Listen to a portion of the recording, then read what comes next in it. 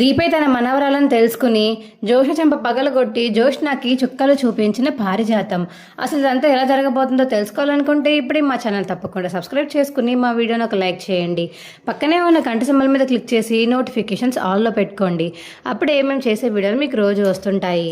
అమ్మ దీప, నా మనవరాలా, నువ్వు నిజంగా నా మనవరాలు అనుకోలేదే అని చెప్పేసి ఇక దీపాన్ని అయితే హక్ చేసుకుంటుంది పారిజాతం. అది చూసి ఇక కాంచన, అనసూయ మరియు కార్తిక్ అయితే షాక్ అయిపోయి అలా చూస్తూ ఉండిపోతారు. ఏంటి దీపాన్ని మనవరాలని పిలుస్తుంది ఏంట్రా కార్తిక్ అని చెప్పేసి ఇక కాంచన అంటుంటే, ఏమోనమ్మా నేను కూడా మీతో పాటు ఇక్కడే ఉన్నాను కదా, నాకేం తెలుసు ఎందుకు అలా పిలుస్తుందో అని కార్తిక్ అంటాడు. పిన్ని ఏమైంది పిన్ని నీకు, ఎందుకని దీపాన్ని మనవరాలా అని పిలుస్తున్నావు చెప్పు పిన్ని అని చెప్పేసి ఇక కాంచన అడిగేసరికి, ఇది నా మనవరాలే, చిన్నప్పుడు ఓ దాసుకు పుట్టిన కూతురే, ఇదే నా మనవరాలు, దీన్నే మీ కుబేర పెంచుకున్నాడు, ఇప్పుడు తెలిసింది నాకు ఈ నిజం అని చెప్పేసి ఇక పారిజాతం అంటుంటే, అవునా నిజమా, అంటే ఇన్ని రోజులు నీ మనవరాలను నువ్వు ఇంతలా బాధ పెట్టావా పారు అని చెప్పేసి ఇక కార్తీక్ అంటుంటే, తెలియక చేశాను లేరా, తెలిసింది కాబట్టి ఇక నా దీపా మీద ఈగ కూడా వాళ్ళని ఇవ్వను, అయినా కడుపుతో ఉన్న పిల్లని పుల్లలపై మీద ఎందుకు వంటలు చేస్తున్నారు, అనసూయమ్మ నువ్వు ఉన్నావు కదా, నువ్వు వండొచ్చు కదా, దీపాకి ఎందుకు పనులు చెప్తున్నావు అని చెప్పేసి కాక పార్వతం అంటుంటే, నేను వద్దనే చెప్పానమ్మా, తనే వెళ్ళి వంట చేస్తుంది, ఈసారి నుంచి తనని ఏ పని చేయనివ్వకండి అని చెప్పేసి ఇక పార్వతం అంటుంటే, అబ్బా మీ ఇంటికి తెప్పించుకుని కాఫీల మీద ఒలిగించుకుని తనని తిడతారు, కొడతారు, ఇక్కడ మాత్రం మేము ఏ పని చేయించుకోకూడదు, అయినా దాని మధ్యకాలం ఏ పని చేయనివ్వకుండా మేము చూసుకుంటున్నాం, నువ్వేం చెప్పాల్సిన అవసరం లేదు మాకు పిన్ని అని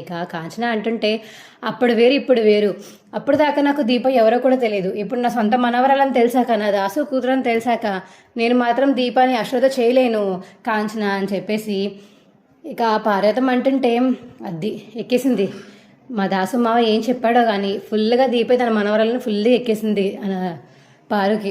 అమ్మయ్య చాలు, రేపటి నుంచి జోష్నతో ఆట ఆడుకోవచ్చు అని కార్తీక్ అయితే మనసులో అనుకుంటాడు.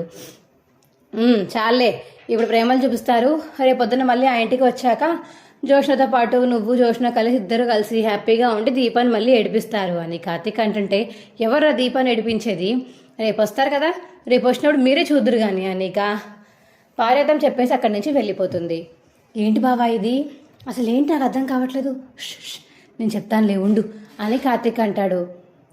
ఏంట్రా ఇది అసలు ఇలా అంటుంది ఏంటి మా పిన్ని, చెప్పింది కదా చిన్నప్పుడు దొరికారని, అదే చెప్తుందిలే, సర్లే తన మనవరాలే అనుకుంటుంది కదా, దాసు వాళ్ళ నాన్న అంటుంది కాబట్టి ఎవరికి చెప్పొద్దని చెప్పేసి కూడా అంది కాబట్టి ఎవరికి చెప్పొద్దు, సరేనా అమ్మ, మన మనసులో దాచుకుందాం ఈ విషయాన్ని అని చెప్పేసి ఇక కార్తీక్ చెప్పేసరికి, సరే ఎవరికి చెప్పను రా అని ఇక అనసూయమ్మ మరియు కాంచన అయితే సైలెంట్గా ఉండి ఇంకా వాళ్ళ రూమ్లోకి వెళ్ళిపోతారు. ఇప్పుడు చెప్పు బావ అసలు ఏమైంది అని ఇక దీప అడుగుతుంటే, ఏం లేదు, మనల్ని ఇష్టం వచ్చినట్టు నోరుకు వచ్చినట్టు నోరు పారేసుకున్నారు కదా ఇద్దరు, మనవరాలుని ఈవిడిని, అందుకని ఈవిడికి బుద్ధి వచ్చేలా చేద్దామని చెప్పేసి ఇలా చేశాను దీప అని చెప్పేసి ఇక కార్తీక్ అంటుంటే, అవునా బావా, అంటే నేను ఈవిడ మనవరాలని చెప్పించావా నువ్వు దాసుగారి చేత అని దీప అడుగుతుంది.